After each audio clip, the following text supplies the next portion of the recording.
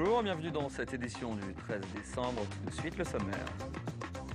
Examen du budget au Conseil général, un budget préélectoral selon la minorité de gauche. François Fillon en Sarthe dimanche pour un hommage à son mentor, Joël Le Teul, mort il y a tout juste 30 ans. Les agents de tranquillité publique du Mans mécontents, ils réclament des primes. Et puis des nouvelles des marsouins du 2e RIMA qui ont officiellement pris leurs fonctions en Afghanistan. Avec mon invitée Mireille Martin, directrice de Femmes Relais Sarthe, nous évoquerons les dérives sectaires à l'occasion d'une conférence qui a lieu demain. Les conseillers généraux ont débuté aujourd'hui l'examen du budget 2011. En tout, 581 millions d'euros consacrés pour la plus grande part à la solidarité et aux aides sociales. Un budget équilibré qui permet de ne pas augmenter les impôts pour l'année prochaine, ce qui satisfait les Sartois, mais qui inquiète un peu l'opposition qui dénonce, elle, un budget préélectoral. Dans la grande salle du Conseil, il y avait comme un air de fin de règne lors de cette première journée d'examen du budget 2011. La fin de 13 années de présidence du Luar, auquel tous les intervenants de la majorité ont tenu à rendre hommage, saluant tour à tour rigueur de gestion, esprit de compromis, d'ouverture, un concert de louanges unanime, si ce n'est les soupçons que la minorité de gauche, par la voix de son chef de file, fait peser sur la sincérité du budget. Roland Duluard avait annoncé qu'il n'augmenterait pas les impôts en 2011. Pour Christophe Counil, la ficelle est bien trop grosse à quelques mois des élections. Les promesses n'engagent que ceux qui les tiennent. Le président nous dit aujourd'hui, à la lumière des chiffres qu'on connaît, on n'a pas besoin d'augmenter les impôts. Mais la décision ne sera votée qu'après les élections cantonales. Quand on voit qu'ils ont augmenté les impôts globalement de 36% ces dernières années, on peut avoir un doute sur leur sincérité quant à cette non-augmentation des impôts. Et moi, je donne rendez-vous aux Sartois après les élections parce que là, on verra vraiment quelle est la réalité des choses. Nous votons aujourd'hui un budget unique et lorsque seront connues les bases des compensations fiscales, notamment la CVAE qui a remplacé la taxe professionnelle, c'est-à-dire fin mars, début avril, la chose sera terminée et ajustée, mais sans augmentation assise sur le contribuable local. Je suis formel à ce sujet. Un budget de 581 millions d'euros qui engrange à nouveau des droits de mutation, le fruit de la reprise immobilière. L'examen de ce budget se poursuit jusqu'à demain. Et puis le prédécesseur de Roland Duluard à la tête du Conseil général, c'était François Fillon. François Fillon qui doit son entrée en politique à Joël Le Teul, ancien maire de Sablé. François Fillon était son attaché parlementaire. Joël Le Teul est mort il y a tout juste 30 ans. Le Premier ministre était à Sablé dimanche pour rendre hommage à son mentor politique, Pierre Lelès. François Fillon est un homme fidèle. Chaque année, il vient se recueillir sur la tombe de Joël Le Teul, l'homme dont il fut l'attaché parlementaire dans les années 70. L'ancien maire de Sablé, décédé brutalement à l'âge de 50 ans, c'était il y a 30 ans, le 14 décembre 1980. Derrière cette fidélité, il faut y lire une sorte de filiation entre les deux hommes. Pour certains points, ils se ressemblent beaucoup. La discrétion, l'humilité, mais ils savent ce qu'ils veulent. Ils y mettront du temps, mais ils y arriveront. La mère de M. Fillon était au lycée ou à l'université avec Joël. Donc ça fait un rapprochement, c'était... Et si vous voulez, François Fillon, c'était presque son père, un peu son père, si on veut, pas son père, mais enfin un grand frère. Pour François Fillon, souvent ému aux larmes, Joël Le Teul reste donc l'une des figures fondatrices de sa carrière politique. L'hommage qu'il lui a rendu sonne presque comme un autoportrait. Il avait traversé des épreuves, il n'en avait pas gardé, en tout cas je le crois, d'aigreur ou d'amertume. Peut-être avait-elle seulement renforcé cette réserve derrière laquelle il abritait son souci constant de bien faire. Il était solitaire, mais c'est parce qu'il fuyait les étiquettes idéologiques et il prit souvent des décisions courageuses.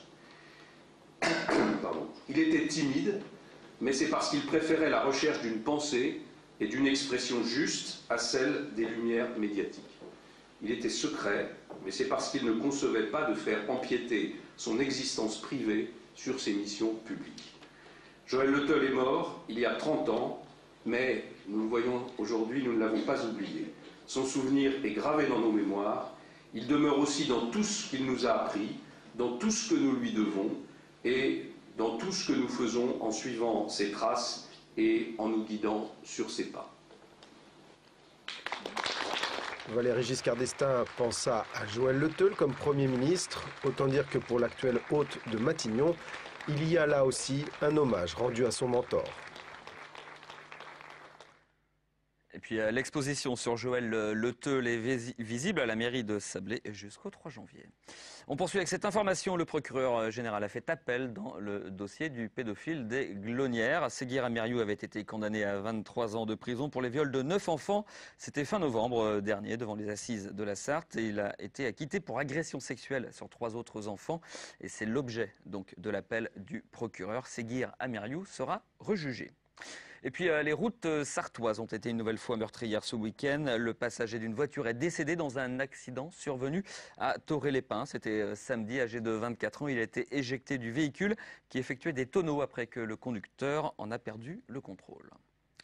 Ils sont mécontents et ils l'ont fait savoir devant la mairie du Mans ce matin. Les agents de la tranquillité publique réclament des primes qu'ils réclament depuis 1 an et qui sont d'autant plus justifiées selon eux que leur mission s'est élargie récemment à la sécurisation des bus et tramways. C'est suite aux dernières agressions qui ont lieu sur le réseau Cetram. Une quarantaine d'agents de proximité sur les 57 que compte le service étaient en grève. Le personnel de la tranquillité publique réclame une revalorisation du régime indemnitaire forfaitaire à hauteur de 100 €. La municipalité est d'accord sur le principe, mais pour la CGT, la méthode n'est pas la bonne.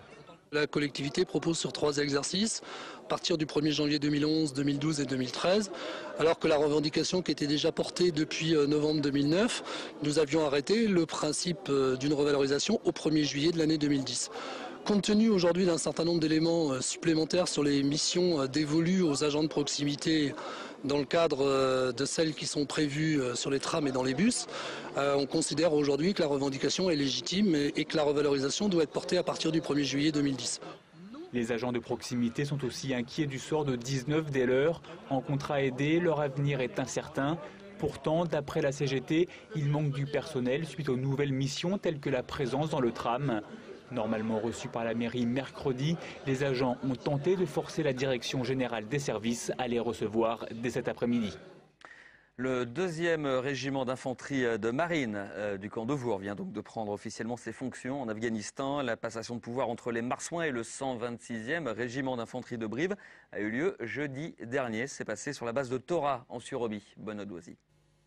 Ces images illustrent le début officiel de la mission du bataillon Richelieu et la fin de la mission pour le 126e régiment d'infanterie de Brive. Fort de 800 hommes, le bataillon est principalement armé par 500 marsouins du 2e RIMA. Le détachement est projeté en Surobie, à l'est de Kaboul. Il devra d'une part sécuriser une zone de 1500 km² et d'autre part sécuriser une route, celle de Jalalabad à Kaboul, un axe stratégique. Cet axe majeur est une artère logistique pour la ville de Kaboul qui est somme toute assez enclavée. Et donc dans les missions que nous recevons, nous avons en plus la mission de contrôler, d'assurer la liberté de mouvement sur cet axe. Comprenez bien que si l'insurrection s'emparait, barrait cette route, ça poserait de sérieux problèmes sur l'approvisionnement de la ville de Kaboul et donc du reste de la coalition occidentale sur place. Basé à Tora, le bataillon travaillera aux côtés de l'armée nationale afghane et devra également la former pour qu'elle puisse assurer seule les missions de sécurisation de l'Afghanistan. Allez, on change de sujet maintenant avec mon invité Mireille Martin, pardon d'avoir écorché votre nom. Vous êtes directrice de Femmes Relais Sarthe. On va évoquer avec vous les dérives sectaires. C'est à l'occasion d'une conférence de l'UDAF. Ça a lieu au Mans demain. Bonjour. Bonsoir. La conférence a lieu dans les locaux de l'UDAF. Alors donnez-nous le lieu exact et l'heure. 41 place des Sablons à 20h. À 20h. La place des Sablons, c'est la place du marché. Ouais, tout le monde la connaît. Tout le monde la connaît, voilà. Celle-ci. Le thème, c'est donc les dérives sectaires, éléments de repère. Première question, qu'est-ce qu'une dérive sectaire ? Alors, la dérive sectaire, c'est comment un individu, petit à petit, perd de son libre arbitre et, j'ai envie de dire, de son intégrité intellectuelle et mentale. C'est ça, la dérive. Hein. C'est un petit peu un individu qui... Oui, c'est ça, perd son libre arbitre au fil du temps. Alors, La conférence a pour but d'être très informative, hein, très pédagogique. On va essayer de faire à peu près la même chose, mais en plus court, ce qui n'est pas simple.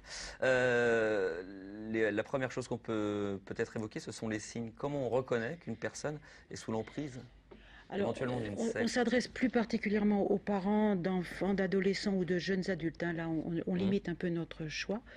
On veut effectivement alerter sur les signes avant-coureurs ou inquiétants, à savoir des ruptures. Rupture sociale, rupture scolaire, rupture du réseau amical, isolement, et souvent dans un contexte de fragilité. Alors, ces ruptures, ça peut être des comportements habituels ou assez fréquent chez les ados.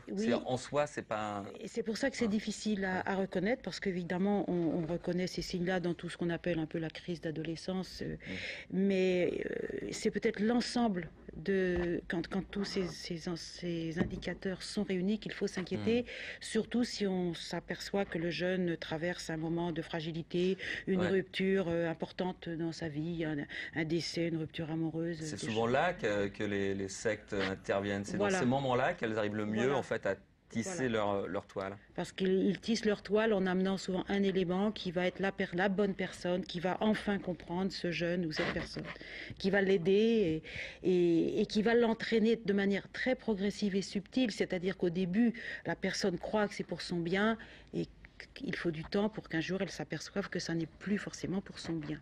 Il y a une notion d'échange aussi quand on est dans une secte. Au début, non. Je crois qu'au début, justement, la personne reçoit de l'intérêt, parfois même des aides financières. Mais après, effectivement, la contrepartie, c'est qu'un jour, elle doit redonner à une personne, à un gourou, à un groupe, à un parti politique extrémiste. Voilà. Elle doit redonner sous forme d'argent, sous forme sexuelle, ça dépend. Mais effectivement, tôt ou tard, il y a une dette. Il y a le retour. Voilà. Est-ce que les parents sont armés naturellement face à tout ça? Ils sont d'autant moins armés que le jeune refuse le dialogue précisément avec ses parents en premier, puisqu'on lui apprend à se méfier de ses parents. Donc effectivement, c'est très difficile, et c'est la raison de notre conférence, c'est de dire aux parents de ne pas rester seuls quand ils ont des craintes et qu'ils se rapprochent d'associations comme l'ADFIC, avec lesquelles nous travaillerons demain, qui connaissent bien ces questions-là. Une association locale. Voilà, une association locale qui effectivement connaît ces problèmes-là, connaît les familles. Je crois qu'il n'y a pas de remède miracle, mais déjà il y a une entraide entre parents et entre personnes qui sont passées par là. Nous, c'est un petit peu ça qu'on souhaite, ne pas rester seul. Là, on revient sur cette difficulté à aider un jeune, en l'occurrence, parce qu'on parle d'eux, à sortir d'une secte, c'est que la secte elle-même a tendance... Son but, c'est évidemment d'isoler l'individu. Et dans la tête du jeune, une sorte de paranoïa, hormis le groupe auquel il appartient. Oui, parce qu'il se met à se méfier de tout le monde, hormis ce groupe. Et effectivement, c'est là que c'est très compliqué. Et que quelquefois il est difficile d'intervenir. C'est pour ça que dès qu'une famille a des craintes, le mieux c'est qu'elle se rapproche. Elle peut se tromper, mais il vaut mieux se tromper que d'arriver trop tard. Donc vous dites, le premier conseil, c'est de se rapprocher de cette association, par exemple. Entre autres, oui. Ou en tout cas de personnes qui peuvent les mettre en lien avec des associations de ce genre. Est-ce qu'on peut aller voir, je sais pas, un juge, un policier? Oui, on peut aussi aller voir la police, parce que certaines sectes sont parfaitement légales, d'autres ne le sont pas. Donc la police et les juges, la justice peut aider sur ce plan-là aussi, pour savoir repérer ce qui est de légal, de l'ordre de la légalité ou non. On rappelle, c'est une conférence donc sur les dérives sectaires, éléments de repère. Ça a lieu dans les locaux de l'UDAF, au 41 place des Sablons, demain à 20h. Mireille Martin, merci beaucoup d'être passée dans ce journal. Merci beaucoup. Ce journal qui est maintenant terminé. Merci à vous de l'avoir suivi. Demain, aux commandes de l'info, vous retrouvez Pierre Lolès pour le direct à 18h30. En attendant, passez d'excellents moments sur notre antenne.